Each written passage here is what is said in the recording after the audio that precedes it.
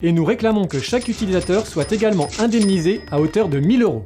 1 000 €. Bah moi je rajouterais une télé 4K et un iPhone en plus si possible. Bonjour à tous et bienvenue dans Tech Break, votre rendez-vous high-tech hebdomadaire par 01net.com. Et cette semaine l'actualité qu'on vous a choisie, c'est l'UFC Que Choisir qui nous l'a fourni. Vous connaissez forcément UFC Que Choisir, l'association de consommateurs, et bien ils ont lancé une action de groupe contre Google. Ce que reproche l'association à Google finalement, c'est de ne pas recueillir le consentement explicite des utilisateurs quant à la récupération de leurs données. C'est pourtant obligatoire quand même depuis la mise en place du RGPD depuis mai 2018. Ce que veut l'association UFC Que Choisir, c'est très simple. Déjà que Google arrête d'utiliser vos données sans votre consentement.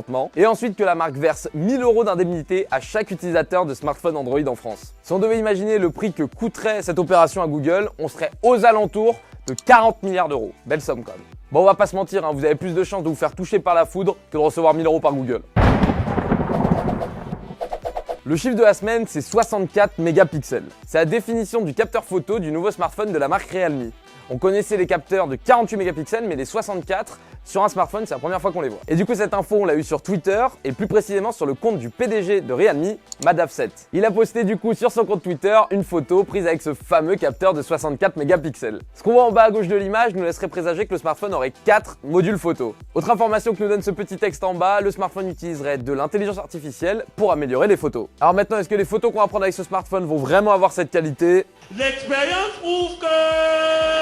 Non. Notre question de la semaine, c'est d'ailleurs, est-ce que vous seriez tenté par un smartphone avec un capteur photo de 64 mégapixels? Est-ce que vous jugez ça utile ou non? Répondez dans les commentaires, justifiez votre réponse et on en sélectionnera 2 la semaine prochaine.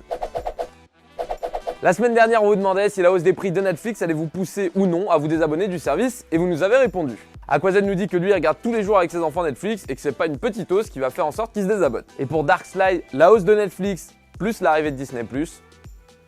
Ciao Netflix. Le produit de cette semaine, c'est le Raspberry Pi 4. Si vous connaissez pas Raspberry, c'est une marque qui fait des ordinateurs miniatures. C'est assez impressionnant, en fait l'ordinateur tient dans la main et c'est juste une carte mère. Pour info, le Raspberry Pi à la base c'était pour favoriser l'apprentissage de l'informatique pour les jeunes. Dans les faits aujourd'hui, ça sert plus pour de l'émulation ou alors pour un media center à la maison. Et du coup la marque a annoncé un nouvel ordinateur miniature, le Raspberry Pi 4.